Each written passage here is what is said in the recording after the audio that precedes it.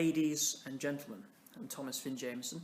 Before I start today's video, I'd just like to say stay safe amidst the coronavirus.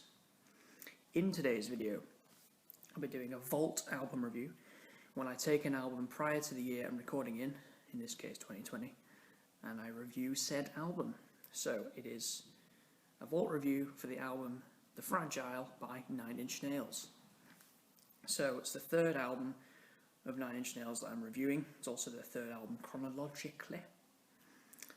The Downward Spiral was my 50th YouTube video and first video I did during the 2020s. Trent Reznor is one of my favourite musicians. So without further ado, let's get to the review. Some of the tracks. Some of them. The opener on side 1 of the album, If You Know, You Know. The Day the World Went Away, another track. The acoustic version by Nine Inch Nails on Still, I'd say is magnificent. U2 reference.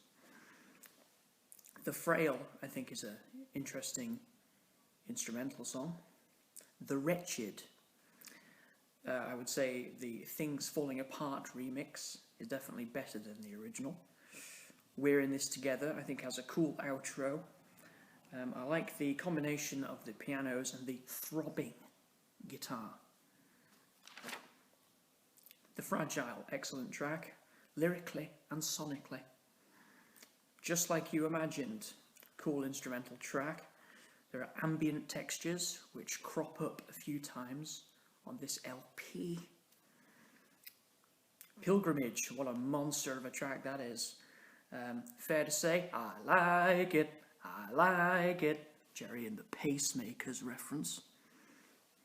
La Mer, wow, what a song. So Trent wrote this song when he was feeling suicidal, and he had this specific place where he wrote it and was in that kind of mood. I think the song is powerful and moving. Definitely. So in side 1 of the LP, the main character, protagonist of the LP, goes from happy to depressed. Now I'll move on to side 2. So Into the Void.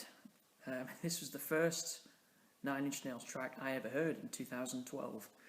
So I had my iPod Touch at the time, and I remember listening to this when commuting to my high school. Putting the headphones in and listening to this track quite a lot, throughout those years. Sweet, sweet memories are made of this. Dean Martin reference.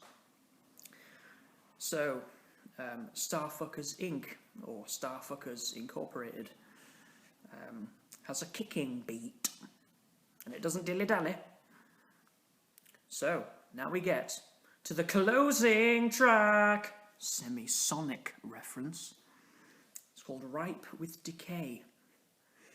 So, in side 2 of the LP, the character finds hope again, only to lose it. So, the instrumentation is quirky and different, with the overall feeling being dark. And there's a textbook Nine Inch Nails guitar lick. Lick it good. Oh yeah. Music and lyrics I'll move on to now. I'd say the music and lyrics are on a par. I think Trent put together an interesting album as part of Nine Inch Nails on those fronts. Consistency. Reasonably consistent throughout. I think Nine Inch Nails have done far better, but there's touching moments mixed with heavier material. Style. So you have styles like industrial rock, alternative rock, art rock and ambient on here. As I mentioned, ambient crops up a few times on the LP. It's very much in the Nine Inch Nails wheelhouse. Impact. So Rolling Stone gave the album 4 out of 5. Rock Hard magazine ranked it 341 in their book 500 Greatest Rock and Metal Albums of All Time. There's a quote from a Pitchfork review saying it's Reznor's magnum opus, and that The Fragile scrapes the sky like never before. Potential. So it has the potential for the following here. To be remembered with a cult-like following. It already does have that, and I think it will continue to have that, possibly. It's one of the more ambitious albums by Nine Inch Nails, and it's an interesting follow-up to The Downward Spiral. Some would find following up that album a monumental task. I'm not sure if Trent did. I've seen many quotes about what he went through to create the albums. It sounds like it was quite challenging, actually. But it's an interesting follow-up to that album.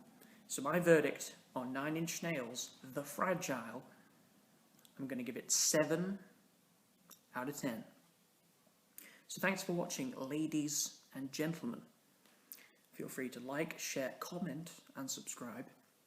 You can follow me on Twitter, Instagram, SoundCloud for my music, Spotify for my playlists, and Letterboxd for my film reviews and lists. There are links in the description below where you can follow me on those sites. With that I say, Thai, meaning, take it easy.